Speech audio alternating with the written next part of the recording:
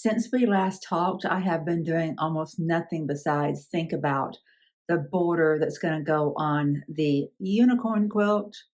Do you like that blue? I really like the blue against it. I needed something that's really saturated, I think, and a purple might be nice or one of the other colors, but I have the blue and there happens to be plenty of it. So I was thinking about the proportions. By the way, welcome back to Lakeside Quilt Making Arts. I'm glad you're here. Today we're working on the unicorn quilt. We have shrunk it, now we're going to enlarge it. It shrunk so much whenever we did the slicing and dicing, turning it into 3/4 inch blocks, that I really want it to be a little bit bigger so that it can accommodate, you almost said horse's head. This is no horse, this is a unicorn. So it can better accommodate the profile of the unicorn. I think if we end up truncating the image, and of course I could redraw it, but I like this size. But if I truncate it like here, it's going to just have a different effect than if this line is carried all the way and you see the little bit of a curve. Same thing over here whenever I get it done, or on the sides. So I was thinking about the proportions. If you have a normal size quilt with 12-inch blocks, how big would you make your border? Maybe 4 inches, 6 inches, 8 inches? And if you did an 8-inch, you'd probably put some embroidery in there, put some vines in there, or some quilting of some vines in there. Have some applique or embroidery or some heavy quilting in those larger borders. So that's a thought. If I make my borders to this quilt a little bit out of proportion to what you might think it should be, then I need to fill it back up with something, whether it's embroidery, quilting, or applique. So there's a thought, right? I can make it any size I want, and I can make it look right by treating it like a normal quilt. Now, the other thought to that is, okay, let's go back to the beginning of that thought. If I have, a normal quilt and each block is 12 inches and my border is 4 inches, then my border is a third of whatever my block is. Well, if my block's here at 3/4 of an inch, that means my border would need to be a quarter. And if I did that all the way around, I'm only adding 1/2 an inch to each side, to the length and to the width, 1/4 inch to each side, and then 1/2 to the width and 1/2 to the length. So if I did that then another time and made the next border either also 1/4 inch, so now I'm adding a full inch. I've got 2 borders and they're 1/4 inch each, and I've got an inch that I've grown this quilt. Okay, that's an approach. What I prefer to do is maybe on that exterior border, like if I've got just 1/4 of this blue that goes right around this, then maybe that next border be wider. Because sometimes you might do that, right? You would have a smaller interior border around your quilt body, then you might have a bigger border on the other side of that. Or the reverse of that, you might have a bigger border right against your quilt body and then a thinner one on the outside. You get a different kind of illusion whenever you do that. One treatment, having the bigger on the outside and getting smaller towards the center, is going to draw your eye in, and then right the opposite. If you have your border wider near the quilt body and then more narrow on the way out, then it's going to be pulling your eye out. So that's a lot of overthinking for a little miniature quilt that's going to be used and abused by a 5-year-old, right? But the name of this channel is Lakeside Quilt Making Arts, because I am exploring all of the things quilt making, all the arts of quilt making. And so I don't want to miss an opportunity to do that for the most part. Surely I skip over tons of things every day to get something done, right? I still love that, by the way. I still love every bit of the backside. I could stretch that onto a canvas and put that on my wall and be very happy with that. Very happy with that. If I did a 1/4 inch around this quilt in this blue, then what if I did a 1/2 inch of white or pink or some other color? I like that idea well enough to go ahead and move forward on getting a 1/4 inch border put on. But there's another thing. Does it have to be a 1/4 inch? We only came up with that idea because of the proportions between a 12-inch block and a 4-inch border. Sometimes we have a 6-inch border, right? Okay, so that would mean that I would have roughly a half. I would have 3/8 of an inch border. There's not a whole lot of difference in that whenever you are talking an eighth of an inch. I think what I prefer doing is to just put a 1/4 inch around the exterior to keep it really in scale. And then the next one beyond that to be a 1/2 inch. That way I've grown 3/4 of an inch on either side, and that's 1.5 inches all the way around. 1.5 inches widthwise and 1.5 inches lengthwise. But first, let's figure out what I'm going to do with this. Let me show you. What am I going to do with all of this, huh? I just don't know. First things first, we got to figure out what we have. We have 5 pairs here, 5 pairs here, 1 here, 2 here, already attached. I could always take them off if I don't want them made into a 4-patch. And then I've got a set here, and a set here ready to be sewn. So that would be, if I did separate these, that would mean that I'd have 16 pairs. I could go, let me get these 3 put together and get all these pressed open, then let's play on the design board. I got these all kind of pre-pressed open before I left to go into town for my doctor's appointment. I know I told you guys all yesterday that I would not be leaving and I would have all day to work, but I had totally forgotten about a dental appointment. And then when I got there, I had to wait an hour and a half. So I lost a lot of studio time. We're still going to make things happen, because in the studio is when magic happens, right? Okay, got that done. I'll go ahead and get these out of the way. I'm gonna do this. Put a lighter one with that. Just doesn't matter at this point. I'm just transporting them to the design board, but I kind of want to get familiar with them while I'm transporting them.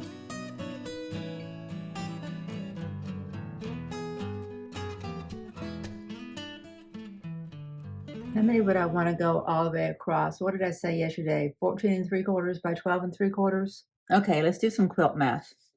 All right, so we have 2 rows of 1, 2, 3, 4, 5, 6, 7, 8, 9, 10. 10 of those. So they would sew up to be 2 inches each. So that would be 20 inches we would have when we get that all sewn together. And we have 2 rows of that. Okay, so that'd be 4 inches by 20.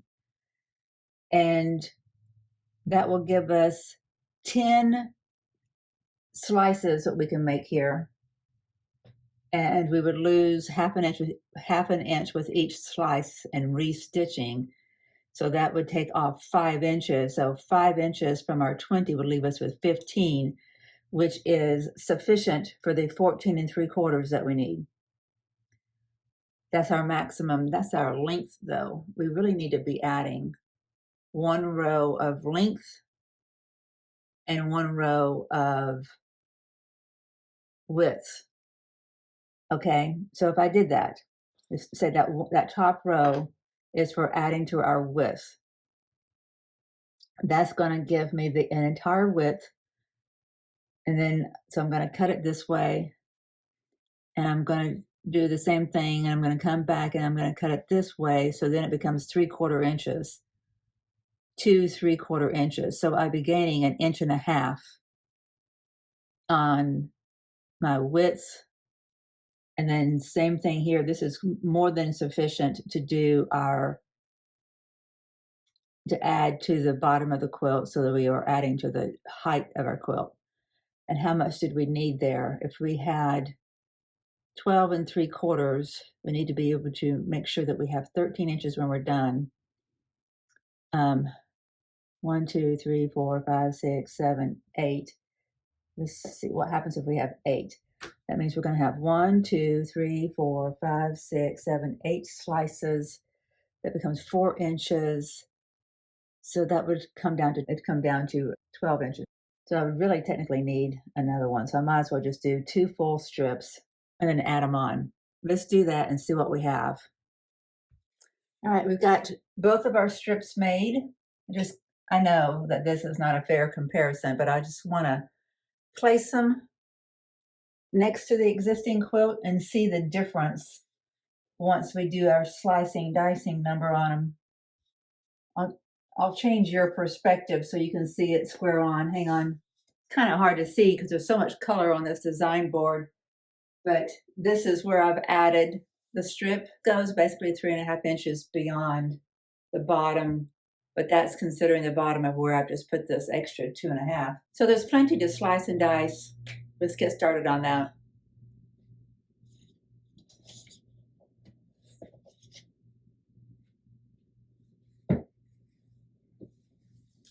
Time to slice, dice, and restitch. I want my smaller ruler for this. Well, this one's probably small enough. I'm going to go ahead and just do 1 row at a time. Even if it takes me an extra few minutes, I just want to make sure nothing's slipping around and creating a different dynamic than what I'm expecting, you know?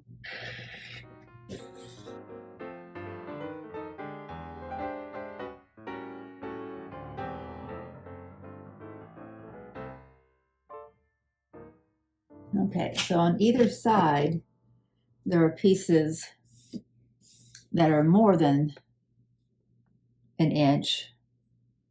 They're 1.25 inches. Should be fine. If I need these, I can use these because they're 1.25 inches. All right, where's my design board? I'm going to get these up off the cutting surface and rearranged.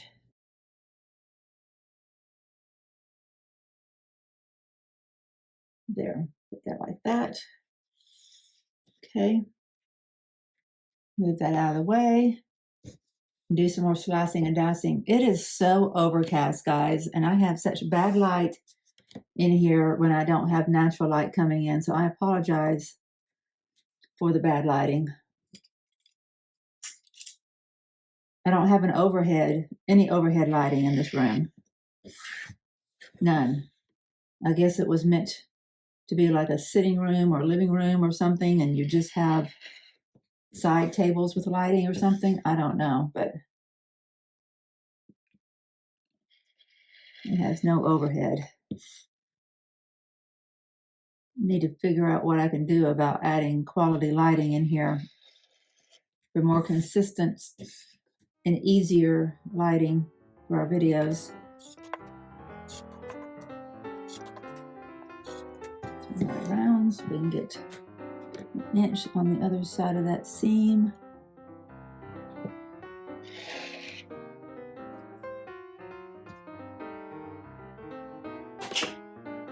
Okay.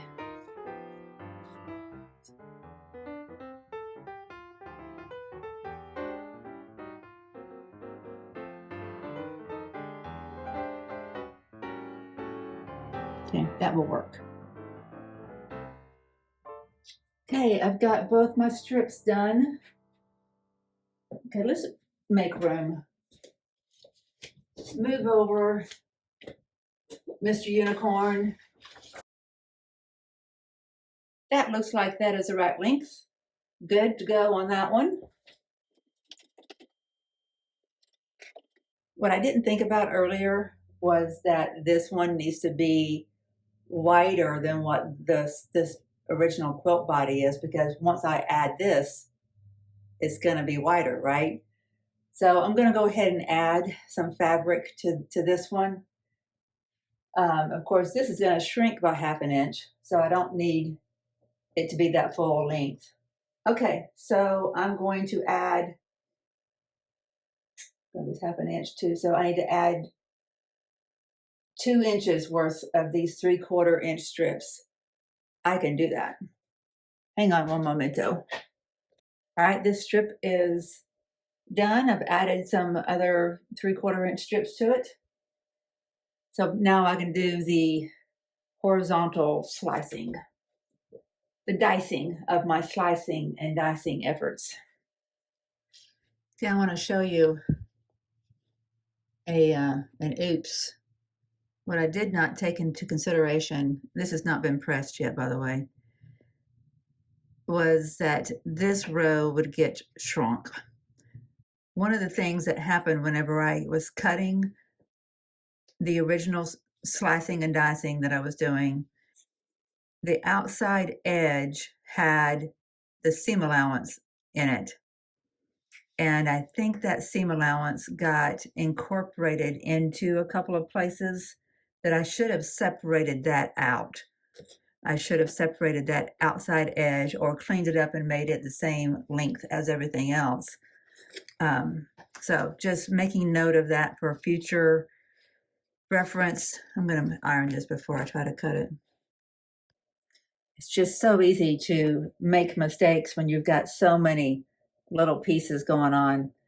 And if I were to ever do this on a quilt, or if you are inspired to do something similar, I wanted to go ahead and make mention of that in that original first set of slicing and dicing, the row that had the seam allowance on it, that needs to have special treatment from how you're cutting the rest of it, so that you're only dealing with apples and apples, not apples and oranges when it comes to putting your seams together. I can tell a couple of different places where that became a problem. And it's not going to be the end of the world because, like I keep on saying, this is a quilt for a stuffed unicorn. And I think my granddaughter is not going to care. And honestly, with so much color going on, no, you're going to have to really inspect the thing before you find those kind of details. I was thinking today that I should maybe just face this quilt instead of put a binding on it, since it's so small. So I got to give some thought to that, but I'm not there yet, right? I got to do the thread sketching first. Thinking about, besides the unicorn, what else might need to be quilted onto the front or through the sandwich. Like some rainbows, some butterflies, some stars, all the different things that you would see around a magical unicorn's habitat. I don't think it's very bad. I mean, you can see that there's some waviness there because there's some shorter blocks. We're just going to have to, and see the same thing's going on here where I added this piece. So it's okay. It's okay. It's okay. We're going to have to make sure it's okay because this is not a show piece. This is a unicorn piece, and I have to get done before there's a birthday. And I need to get back to working on the comfort in the waiting quilts, all the donation quilts. That perfect 10 quilt that we were working on. Want to make sure I get that one done. Once I get that one done, I will probably make some videos about maybe more than one technique for creating the quilting sandwich, basting it, and then show the whole process so that we can maybe compare two different things on the quilting, even different techniques. I don't know. We'll think about that too. We'll get a plan together.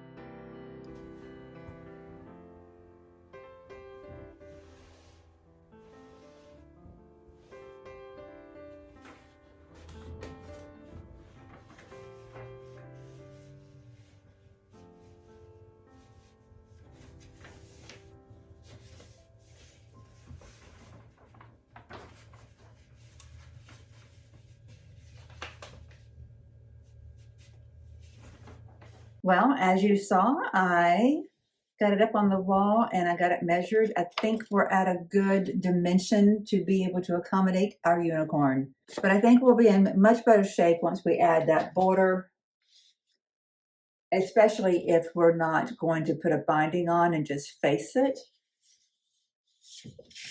So from the top to there,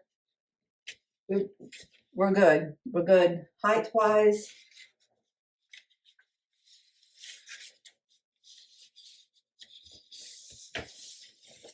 And we just need a little bit more. That's the end of our unicorn horn right there. And the hair that's drawn comes all the way over to the edge here. So we're in good shape. We're in good shape. But we are at the end of what we can do today. Tomorrow I'll be out of the house again for several hours, but I will be able to get the border on, hopefully, because that will be quick and easy. And that'll be much quicker and easier than what we've just done today or the last couple of days. And then we'll have a completed top and we can move on to the fun stuff.